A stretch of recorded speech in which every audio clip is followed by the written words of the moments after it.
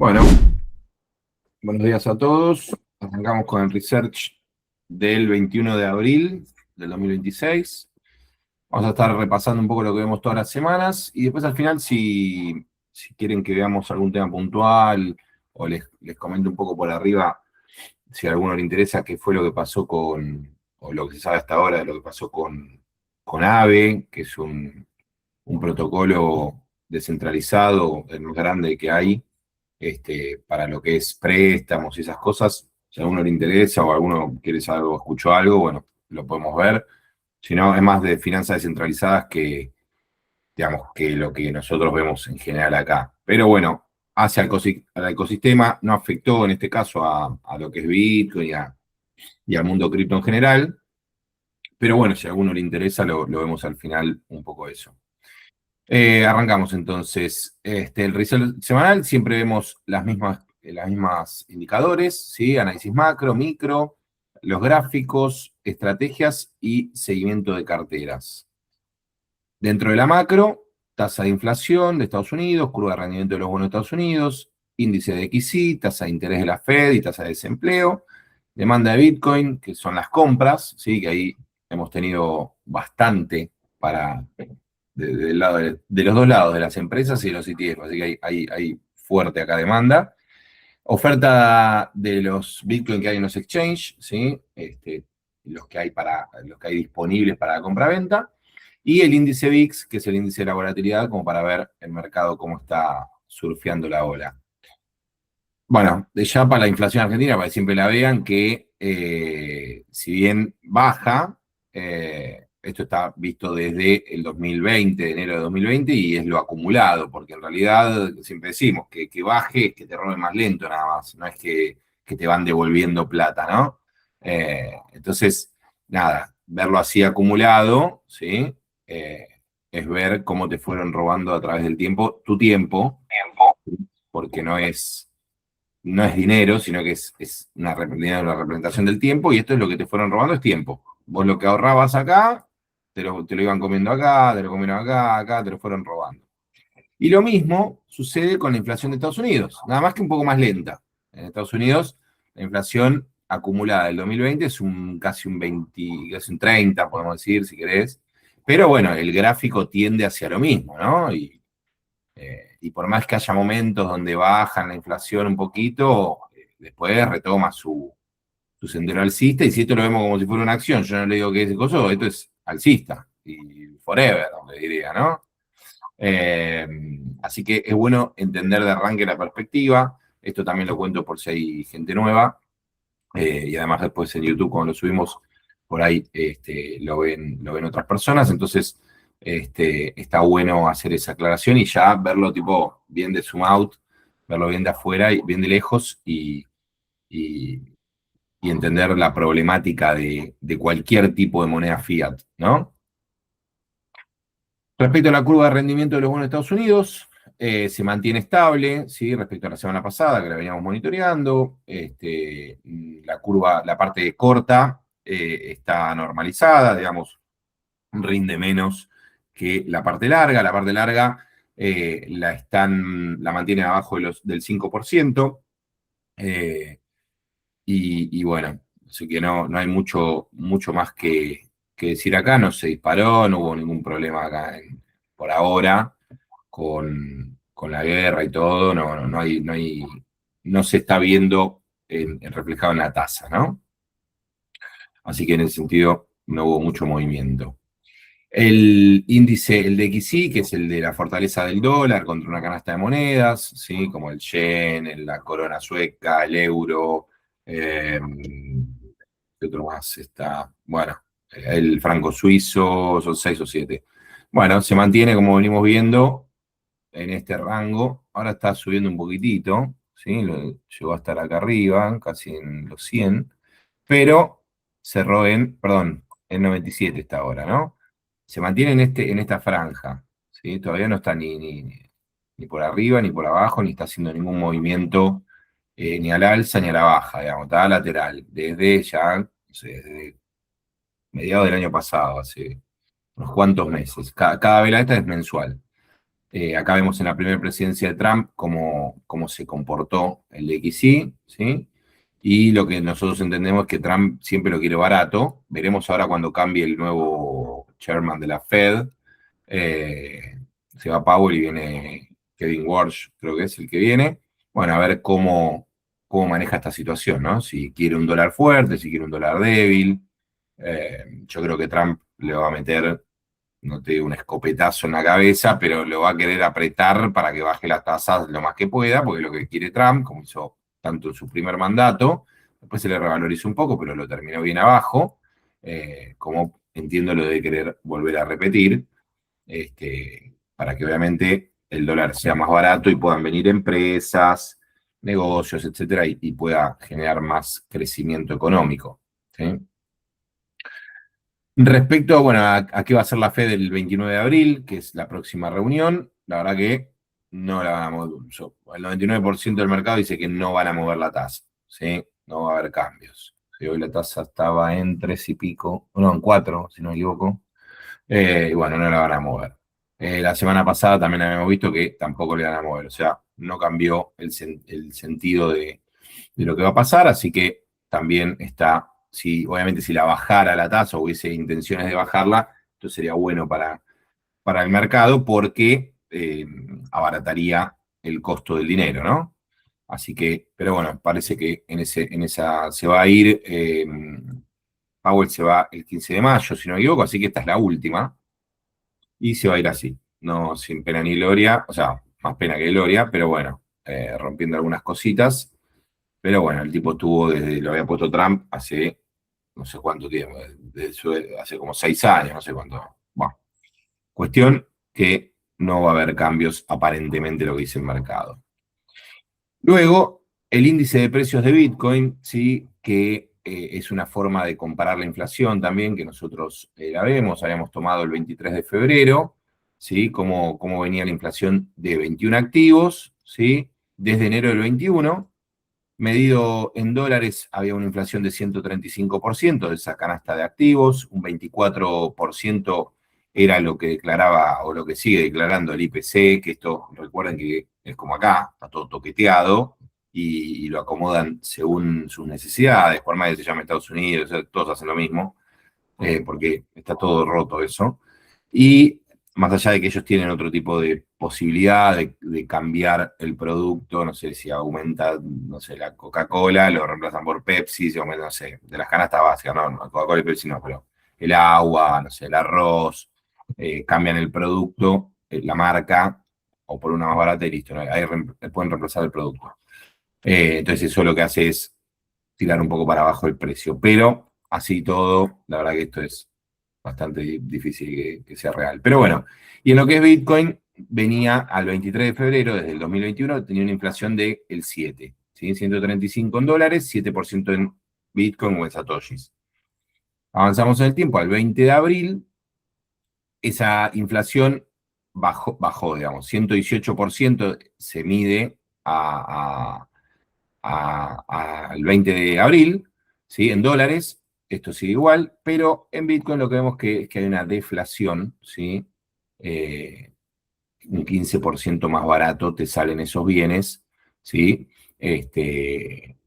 Si los compras hoy con Satoshis o con Bitcoin, te salen un 15% más barato. Con lo cual, ahí podemos ver un poco el tema desinflacionario o no inflacionario que es Bitcoin, ¿no? Así que como para que tener en el largo plazo, o en el mediano plazo, en este caso, del 2021 hasta hoy, son 5 años, bueno, tu moneda se revaloriza frente a una canasta básica te sale más barato a lo largo del tiempo. Esa canasta incluye un 37% de energía, un 35% de comida, un 18% de refugio y materiales y un 10% de metales industriales monetarios, ¿sí? Como va a ser una canasta completa. Entrando ya a lo que es la demanda de Bitcoin, que son los ETF, en este caso, bueno, siempre repasamos la historia de que viene de cero los ETF más importantes de Estados Unidos y cómo fueron adquiriendo durante todo el 2024. y terminaron en 1.260.000 bitcoins de tenencia, de bitcoin. Siempre aclaro, no de dólares, sino bitcoins. Las barritas verdes son las compras, las barritas rojas son ventas diarias. Todas estas son velas diarias. Continuamos en el 2025, donde se terminó con 1.500.000, 1.500.000 bitcoins acumulados por estos 9 fondos. ¿Sí? Estos manejan, esos bitcoins no son de ellos, son de sus clientes. Entonces pasaron de 1.260.000 a 1.500.000, ¿sí? En el 2025. Y lo que va del 2026, ya estamos en 1.528.000, ¿sí? Si no me mal, 1.528.000, o se incrementaron neto 28.000 Bitcoin más con esta forma. A principio de año vendieron y desde el 23 de febrero más o menos empezaron a incorporar nuevamente Bitcoin a los fondos, ¿sí? Habrán dado la orden, che, muchachos, compren que vamos para arriba. Bueno, entonces hay una demanda creciente en cuanto a los ETF, ¿sí? Así que eso es positivo. 28.000 bitcoins en el año no es nada despreciable, así que veremos cómo continúa la cosa. Respecto a la otra demanda, que es la de las empresas públicas, ¿sí? Empresas que cotizan, nosotros acá vemos las 100 empresas que cotizan públicamente y que compran Bitcoin o tienen Bitcoin en su tesorería. Está actualizado, me quedó medio blanquito y no me gusta mucho cómo quedó el color. Pero bueno, y acá vemos la evolución. Bueno, vemos obviamente que MicroStrategy ya tiene 815.000 Bitcoin. Va camino al millón de Bitcoin, ¿sí? Yo creo que para el último, si sigue este ritmo, y para el último trimestre de este año llega al millón de Bitcoins, me parece a mí, siguiendo este ritmo. Ayer compró 34.000 Bitcoin, la semana pasada había comprado otros 30.000 también. Un animal que logró hackear un poco el sistema y que siempre lo vemos, como hizo él para drenar dinero de otros activos o de otros lugares donde se posiciona el dinero hacia los activos de Strategy, que están todos y que le permiten comprar Bitcoin para vaquearlos con Bitcoin, ¿sí? Para respaldarlos en Bitcoin. Entonces, vemos que a hoy tienen 1.209.132. Y si lo miramos en la historia, vemos que desde que empezamos nosotros a medir, que fue el 9 de junio del 25, todavía no pasó un año, bueno, fueron incrementando y tienen 1.209.132. En lo que va del año, los ETF compraron 28.000 bitcoins, que sobre 1.500, bueno, no hice la cuenta. A ver, 28 sobre 1.500, dame un segundo. ¿Cuánto les da 28 de 1.500? Un 18%, ¿sí? No, 18% no, 1.8. 1.8%, perdón. 28, si no me equivoco. Sí. De crecimiento en el año, mientras que las empresas en el año van creciendo un 11%, ¿sí? La demanda está creciendo mucho en lo que es empresas. Arrancaron aprox en 1.092.666 y hoy está en 1.209.332. Y desde que nosotros estamos midiendo, ¿sí? La cantidad de bitcoins, no de dólares, de bitcoin que tienen las empresas, las 100 empresas públicas, creció casi un 50% la cantidad de bitcoins que poseen estas 100 empresas, ¿sí? O sea, una animalada. Obviamente que dentro de este 1.209.132, la gran mayoría, ¿sí? Habíamos dicho la semana pasada, había sacado 66, 67% de este 1.200.000, corresponde a Strategy, ¿no? Y quizás, no hice la cuenta, pero quizás estas primeras 10, acá tienen no sé, el 80%, qué sé yo. Pero bueno, no quita que hasta acá, por ejemplo, acá en este corte, en la 46, de acá para arriba, tienen más de 1.000 bitcoins, que no es un dato menor. ¿eh? Hay empresas, la mayoría están relacionadas con Bitcoin, con el mundo cripto, pero bueno, hay otras que no tanto, como por ejemplo Tesla, ¿sí? Tesla tiene 11.500. Bueno, a ver qué más. Alguna que esté fuera de... Bueno, hay algunas que no conozco ni qué hacen. Después hay mineras también. Bueno, Mercado Libre está a 60 acá, que tiene 570, que quedó ahí. Nunca más, espero que Alperín se avive y empiece a comprar de vuelta. No sé, veremos. Así que si Galperín me estás mirando, bueno, sería buen momento que vayas acumulando. Entonces, vemos que la demanda, bueno, y acá vemos el gráfico, ¿no? Obviamente, cómo se incrementa, la tendencia es al alza, y esto lo que hace es presionar sobre el precio. ¿Por qué? Porque la oferta, ¿sí? Por lo menos en los exchange, continúa cayendo. La semana pasada estaba en 2.450.000, hoy está en 2.430.000. La tendencia, obviamente, el que ese grafiquito verde es hacia la baja, ¿sí? Cada vez hay menos Bitcoin, por lo menos a estos precios, en los exchange para comprar. Entonces, ante un incremento en el precio, como esto no puede ajustar por cantidad, va a ajustar, ante un incremento en la demanda, como no puede ajustar por precio, por cantidad, perdón, por oferta, pues, ajusta por precio. Entonces, es probable que continuando con este ritmo, bueno, el precio empiece a elevarse, ¿sí? Por último, el índice VIX, para verlo macro, está volviéndose a posicionar, esto es semanal, volviéndose a posicionar sobre la línea de tranquilidad, que es la zona de confort, digamos. Abajo de esta línea está tranquilo el mercado, arriba de esta línea está nervioso, ¿sí? Acá vemos los anteriores puntos de nervio que ha tenido altos. Esto son las opciones sobre el SP500, ¿sí? Que marcan la volatilidad del VIX. Entonces, bueno, vemos que se está volviendo a posicionar acá, como que vuelve un poquito la tranquilidad. Está ahí, está en el borde. Tampoco es que estamos acá abajo. Pero bueno, no está, no, esto es por el tema del conflicto de Irán. Después le pondré un cartelito para hacernos acordar del futuro, pero es bastante parecido a otros piquitos que hubo acá y que tampoco tenemos marcados, que no recuerdo, 2019, 2018, acá un poquito, nos estamos yendo ya a 2011, 2012, habría que ver ahí qué lo hizo subir así como loco. El AM2 global, que continúa, bueno, obviamente con una tendencia alcista, ¿sí? Esto es el crecimiento de la masa monetaria, ¿sí?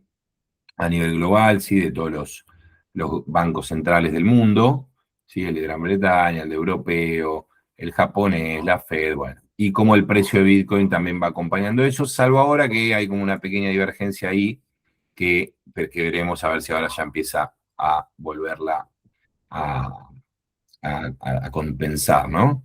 Así que por ese lado seguimos igual. Acá hoy agregué lo que se llama Power Law, que el otro día que estuve mirando estoy viendo el canal de un muchacho que me gusta cómo habla, cómo dice las cosas, se llama Fernando, el del canal de Bitcoin Libertarian. Lo tiene en español y en inglés, eso está buenísimo, es argentino él. Y ellos utilizan, aparte está con un compañero ahí también que está muy bien, me gusta mucho la forma en que ven las cosas y todo, muy con datos, analítica, no es un blef. Y utilizan mucho la matemática que desarrolla este Power Law, ¿sí? Donde lo que hace es, a través de la matemática, proyectar, ¿sí? Dónde debería estar el precio según la fuerza de potencia, ¿no? Eh, este índice de potencia, ¿no?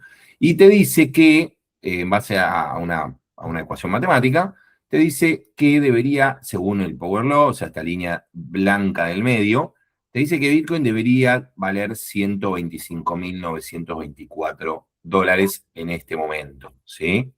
Después, bueno, te marca los percentiles, ¿sí? Como para, nada, tener ahí un número también de referencia.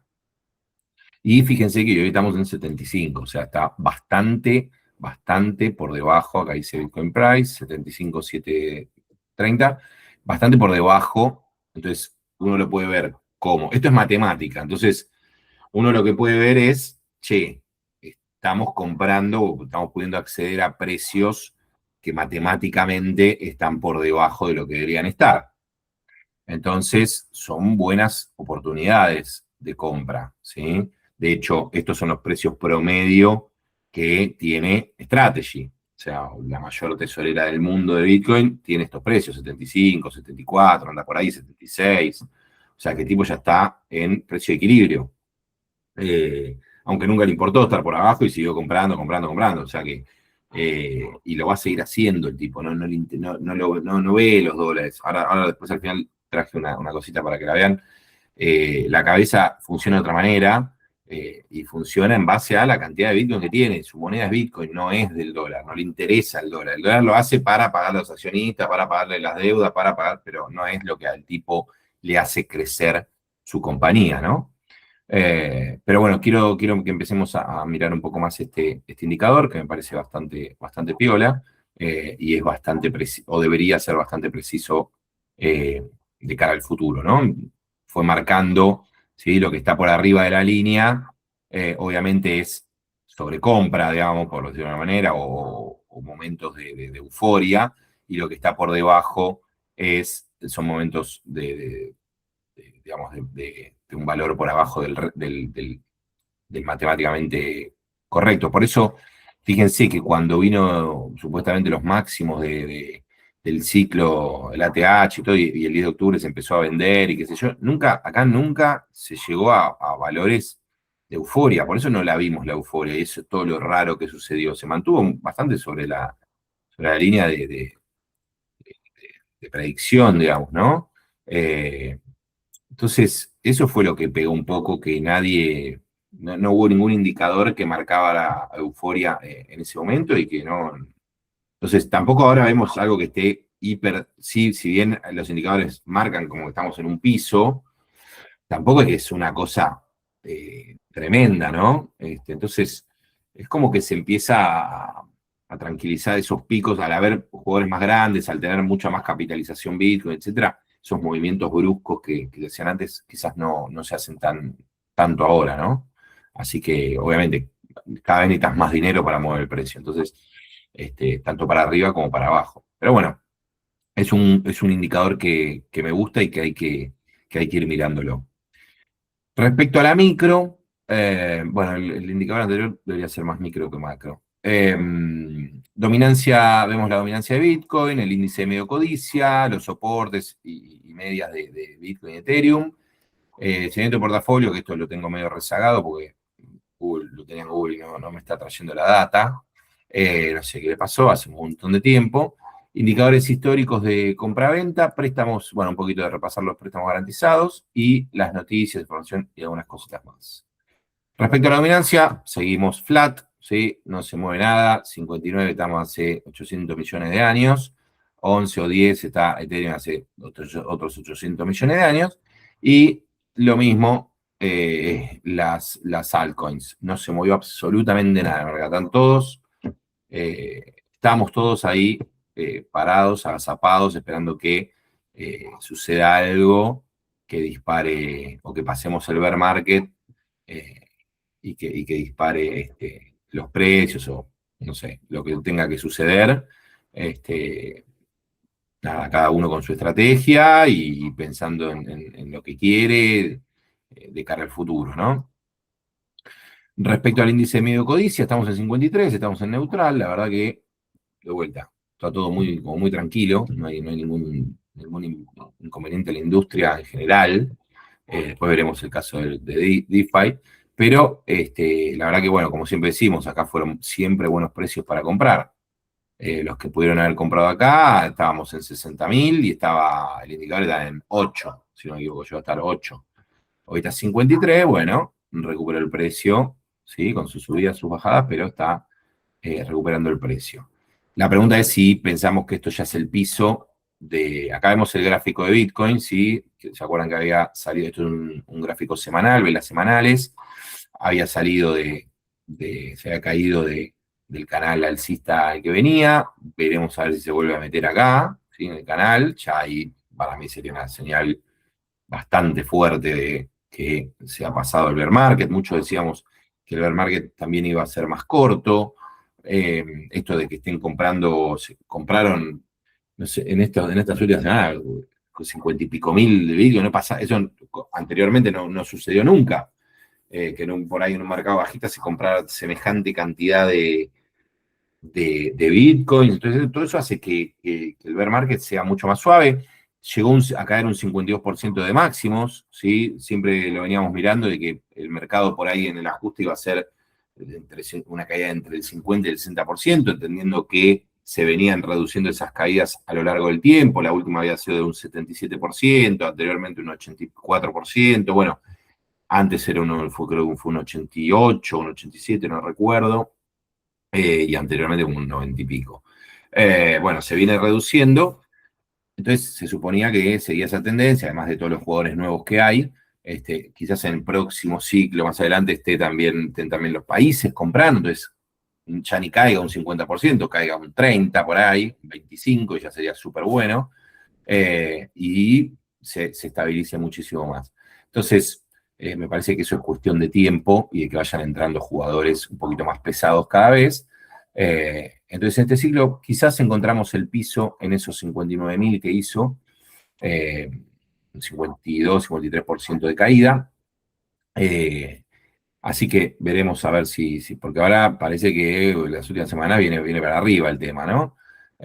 También el RSI salió del fondo del mar de la caída. Fíjense, la última vez que había estado acá abajo había sido en esta época, ¿sí? Que fue ya el piso del bear market del 2022, ¿sí? Y después nunca más estuvo por ahí. Ahora llegó a estar ahí en el piso. Veremos si también fue piso y ya empezamos de a poquito, pero ir levantando. El piso se esperaba en general, por eso hay muchos que también dicen, che, ojo que puede volver a haber otra caída más, y hay muchos que están esperando esa otra caída, que el piso iba a ser en octubre aproximadamente, septiembre, octubre, bueno, porque son los 500 días antes del halving, etcétera.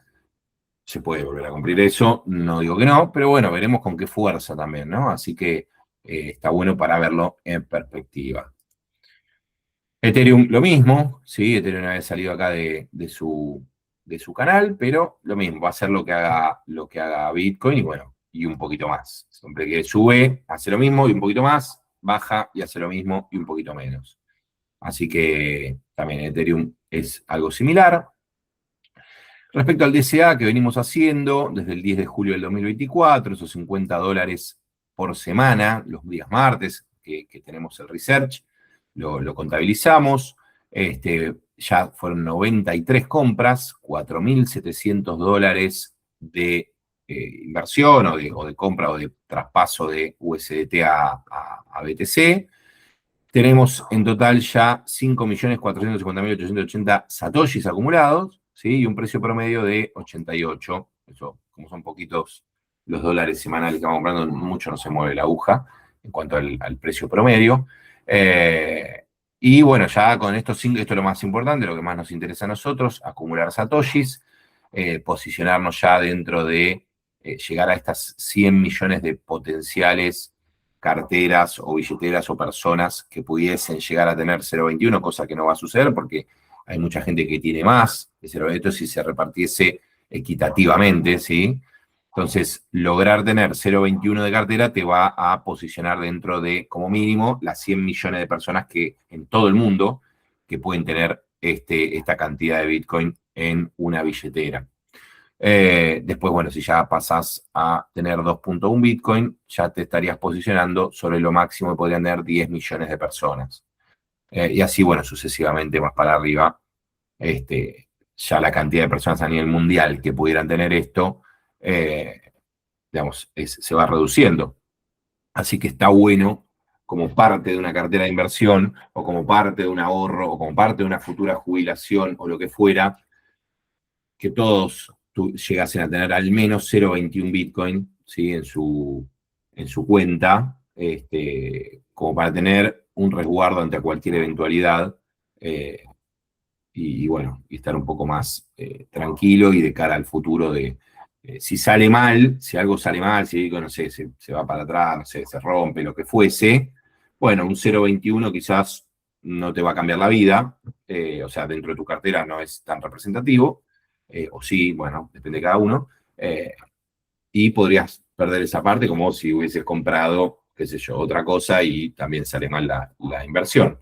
Pero si llega a salir bien la inversión, bueno, esto puede ser que cambie la vida totalmente de la persona, ¿sí? Así que es importante tenerlo en cuenta. O sea, simplemente por esa variable asimétrica que puede representar Bitcoin en un portafolio, o sea, es más grande el potencial de crecimiento que el potencial de pérdida, básicamente. Respecto a los préstamos, ¿sí? Nosotros tenemos préstamos colateralizados, ¿sí? Esto está bueno para no tener que vender los bitcoins, ¿sí? Siempre decimos lo mismo, Bitcoin no se vende, Bitcoin se utiliza, cuanto más utilización se le dé a Bitcoin, más valor va a tener, simplemente por la ecuación de que valor es igual a escasez más usabilidad o utilidad, y Bitcoin por definición es escaso, con lo cual la utilidad va a hacer que crezca el valor, y esta es una forma de darle utilidad a los Bitcoin que no queden ahí tirados sin hacer nada, porque la realidad es que nosotros trabajamos para vivir mejor, y bueno, si podemos aprovechar eso y mejorar un poco nuestra calidad de vida gracias a nuestro ahorro en Bitcoin, lo que sea, es una buena forma de hacerlo, siempre mirando el precio de liquidación, nunca zarpándose ni especulando con nada, sino simplemente como una herramienta financiera que nos permite llegar a nuestros objetivos de una forma más simple o de una forma más directa que con otro tipo de instrumento, ¿no? Así que me parece que por ahí también está bueno aprovechar con cosas chiquititas que a uno le sirvan, desde, no sé, desde refaccionar tu casa, desde, no sé, comprar un aire acondicionado, una estufa, no sé, cualquier cosa que te mejore tu calidad de vida y asociarlo a que lo lograste gracias a Bitcoin es una buena amalgama, ¿sí? Un buen anclaje en el cerebro de que Bitcoin no importa digamos, el precio, sino que te permite llegar a mejorar tu calidad de vida. Yo lo veo mucho de esa manera, ¿sí? Más allá de la tranquilidad mental que te da, che, esto me lo compré gracias a que tomé un crédito dejando Bitcoin en garantía, pude viajar gracias a que dejé Bitcoin en garantía, pude pagarle la facultad a mi hijo o a mi hija o le pude comprar la bicicleta porque tengo Bitcoin y lo pude dejar en garantía, qué sé yo, distintas cuestiones que obviamente esto es porque las tasas son muy convenientes, ¿no? Uno podría sacar una tasa en un banco y que le cobren el 200% o el 80% en pesos, y eso, mientras el peso se queda quieto o incluso hasta se incrementa el valor versus el dólar, es como estar pagando una tasa del 80% en dólares, ¿sí? Entonces, bueno, en estos contextos quizás conviene un poquito más financiarse más barato, ¿no? ¿Cómo viene la evolución de lo mensual del rendimiento en dólares, ¿sí? Del precio de Bitcoin? En marzo cerramos 3,77 a favor, en abril venimos un 8,80 a favor, ¿sí? Medio en dólares. Meses anteriores fueron bastante catastróficos, no catastróficos, porque tampoco catastróficos, pero fueron de caída, ¿sí? Venimos recortando un poco, creo que el año, bueno, arrancamos -11, -12, casi, o -11, -13, y venimos un poquito recortando esa caída, ¿sí? El año pasado también terminó en negativo, así que hay que recuperar todo ese rendimiento en moneda fiduciaria, que a los que les interese eso, bueno, es donde estamos parados, ¿sí? Un poquito el movimiento de la liquidez, ¿sí? Donde está posicionada, los que están apalancados por 50 y por 100. El precio, acuérdense, que siempre no se mueve aleatoriamente porque sí, sino que va a buscar liquidez. Y esto, recuerden, son los longs, estos son las posiciones short. La verdad es que se ve más que pueda ir a buscar estos precios. Si esto está 73.200, esto, perdón, fue la semana pasada, perdón. Esto fue la semana pasada, decíamos que podía ir en un rango de entre 66 y casi 75, bueno, más o menos se mantuvo en ese, se mantuvo, y estaba en 73, así que la semana pasada estuvimos en estos rangos, hoy está en 75, así que más o menos anduvo por acá la cosa, no fue a buscar toda esta liquidez de abajo, fue a buscar a los shorts, así que bien, no hay mucho más por acá, por lo menos en los que estén apalancados 50, 100, puede ir a buscar a los de 25, a los de 10, hay plata, ¿sí? O había liquidez, ahora vamos a ver ahora. porque estoy hablando de la de la semana pasada. Esta semana, bueno, acá se ve, ¿no? Cómo se incrementó acá la liquidez. Ayer estaba en 70, esto lo saqué ayer, 75.000 el precio, y podría irse a buscar los 79.000, ¿sí? En la semana, podría ir a buscar toda esta guita, como también podría ir a buscar hasta 72, ¿sí? Aprox, un poquito más, un poquito menos. Pero porque acá están los apalancados, esto sería como lo más rápido, porque están los apalancados de 100 y de 50. ¿Sí? Son los más líquidos, lo que más les puede sacar la plata fácil. Veremos a ver qué es lo que hace durante la semana. Por ahora se está manteniendo en esta zonita, 75, no creo que no llegó a 76, o sí, pero está en esta zona. Acá hay un montón en 76, una barrerita ahí de liquidez linda. Eh, Vamos a ver si la absorbe y sigue para arriba o qué es lo que hace. Pero bueno, en principio esas son las zonas a monitorear. Respecto a la liquidez que va entrando al ecosistema, ¿sí? Como para que vayamos viendo, anticipándonos un poquito si va para arriba o va para abajo. Estas son las últimas semanas. Veníamos de 317.000 billions, subimos a 320.000 billions y, bueno, 456, ahora 666. Subió muy poquitito, entró este último día o esta última semana. Pero bueno, el gráfico ya vemos que va queriendo tomar un poquito de impulso hacia arriba, ¿sí? Este último pedacito. Así que eso es una buena señal, ¿sí? De que está entrando capitales, o sea, USDT, stablecoins, estos son stablecoins. Se están posicionando, saliendo de fiat, entrando a USDT o a USDC. ¿Para qué? Porque eso después derrama primero en Bitcoin, después de ahí derrama Ethereum, y ahí debería derramar a las altcoins, ¿sí? Entonces se va posicionando. Esto lleva tiempo, no es de un día para otro, pero está bueno ver siempre, como vemos nosotros, las tendencias. Bitcoin medido en onzas de oro, tocó ahí el piso del canal, ¿sí? Esto es mensual, velas mensuales. Podemos comprar con un Bitcoin 16 onzas de oro. Lo máximo que pudimos comprar fueron 41 onzas de oro y, bueno, lo mínimo 0 onzas. Acá cuando arrancó, esto viene del 2014, sí, 2011, o sea, este es el histórico mensual del gráfico de Bitcoin contra oro. Fíjense que estamos en los mínimos desde que arrancó Bitcoin, en el mínimo del canal. O sea que o Bitcoin sube de precio o el oro cae de precio. O las dos cosas a la vez y tenemos un mega velón acá. Pero algo de eso debería suceder si se quiere seguir manteniendo en este rango, ¿no? Dentro del canal.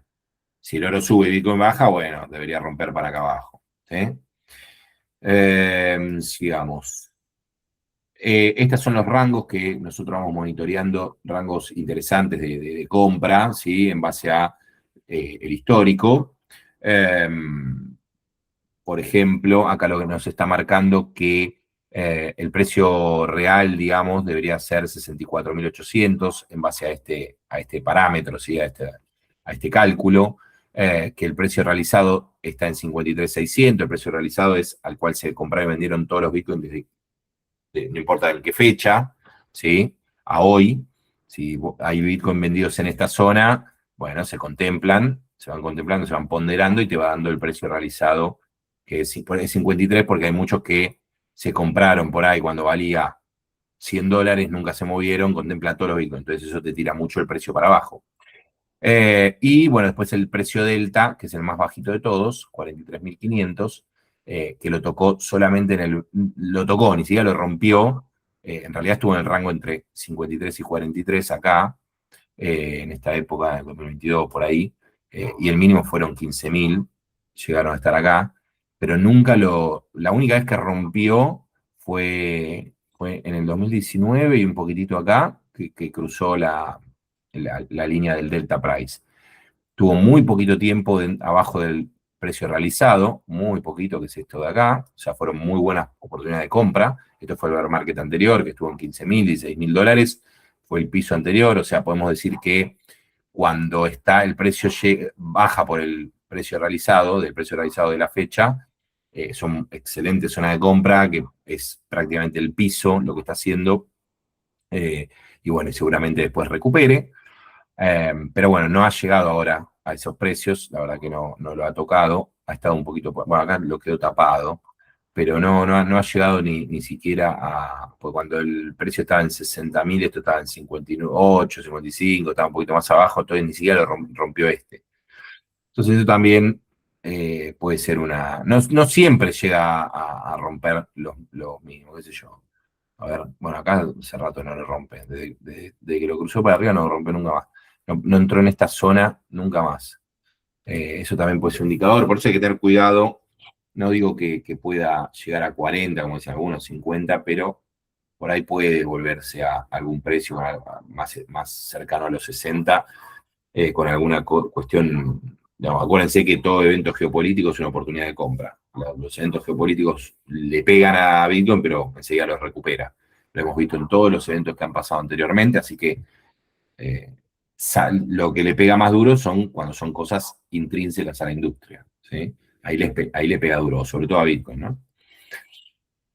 Bueno, un poquito para repasar lo que viene haciendo MicroStrategy. Esto hemos visto cómo estaba distribuida la riqueza a nivel mundial y cómo MicroStrategy creó instrumentos financieros, ¿sí? Para poder absorber, ¿sí? Un poquito de cada uno de esos, por ahora, de estos, de lo que son el dinero en equities, el dinero líquido, dinero en bonos.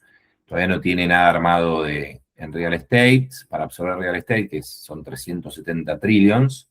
eh, y él, bueno, él igual compara a Bitcoin como si compraras un terreno en Manhattan, ¿no? Cuando hace las comparaciones, como que compras un terreno en Manhattan en el año 1750, cuando se lo compraron a los holandeses o a los nativos americanos, no me acuerdo a quién se lo compraron en la isla de Manhattan, pero él lo compara como que Bitcoin es eso hoy. Entonces, para compararlo con real estate. Entonces, bueno, pero para las otras cuestiones, creó estos instrumentos que lo que hace es absorber liquidez, pasarla por su empresa y comprar bitcoins, ¿sí? Uno de los indicadores que él mira y que yo creo que en el futuro va a ser el indicador a mirar para todas las compañías, no solo para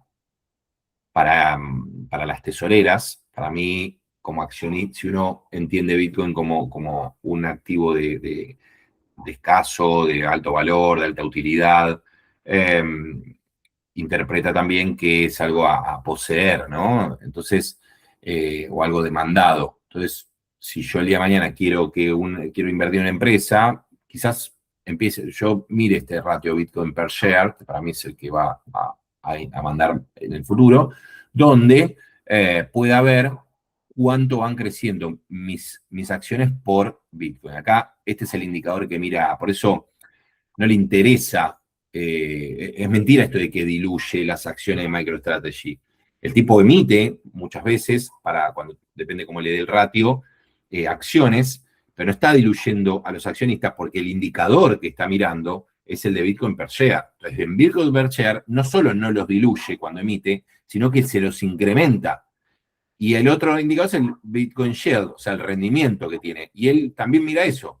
Él te dice, por ejemplo, del 2025 a lo que va en el 2026, el Bitcoin per share creció de 194.986 satoshis a 205.812. O sea, por cada acción de MicroStrategy tengo hoy 205.800, o me corresponderían 205.812 satoshis. Eso fue un incremento hasta ahora del 5,6% de crecimiento en satoshis, ¿sí?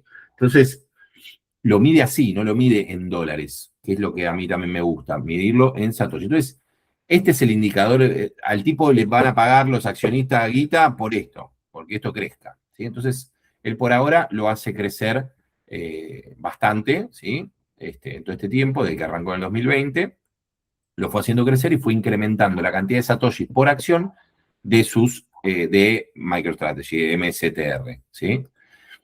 Entonces, bueno, acá lo explica este muchacho Mark Harvey, que está hace muchos años también en el ecosistema. Dice, la estrategia ya ni siquiera diluye mucho las acciones comunes de MicroStrategy.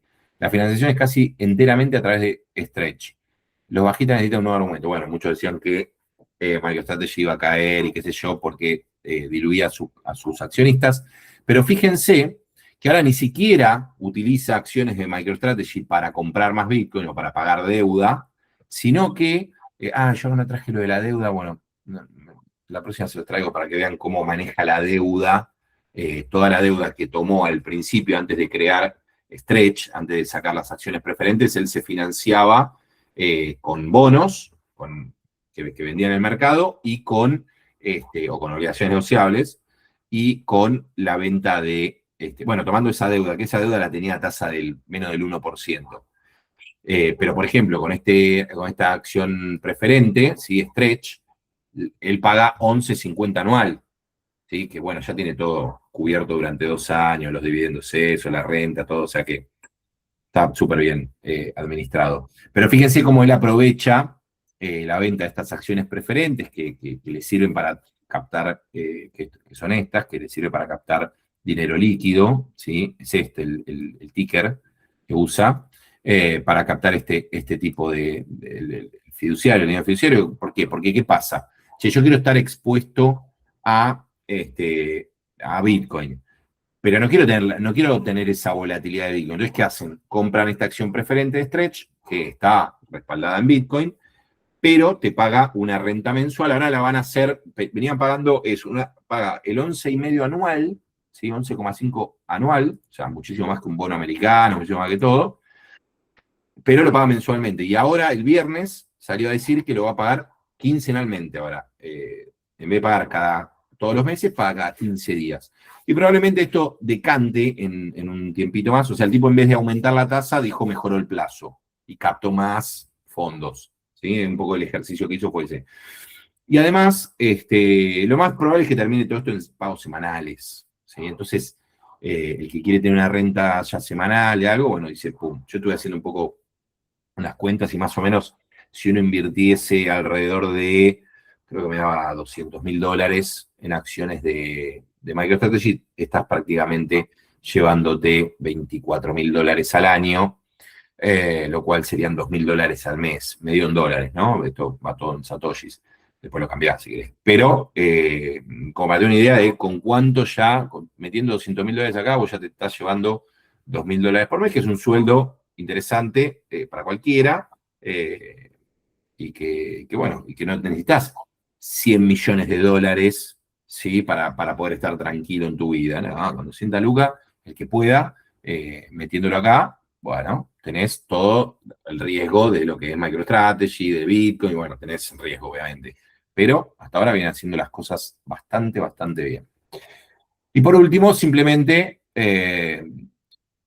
llevarnos siempre la idea de si ahorramos en satoshis o en dólares, viéndolo en perspectiva, de que justamente en el 2025, o sea, hace 11 años, por un papel, ¿sí? Pintado de color verde, con la cara de Washington, te daban 441.716 satoshis, y hoy, por ese mismo papel, pintado de verde con la cara de Washington, ¿sí? Podemos decir que es falsificado también, te dan, ¿dónde lo tengo? 1.321 satoshis. Es el poder adquisitivo, cómo se diluyó de ese papelito respecto a satoshis, ¿sí? Y si lo vemos al revés, cómo se revalorizó el satoshi versus el dólar, ¿sí? Eso como reflexión siempre final.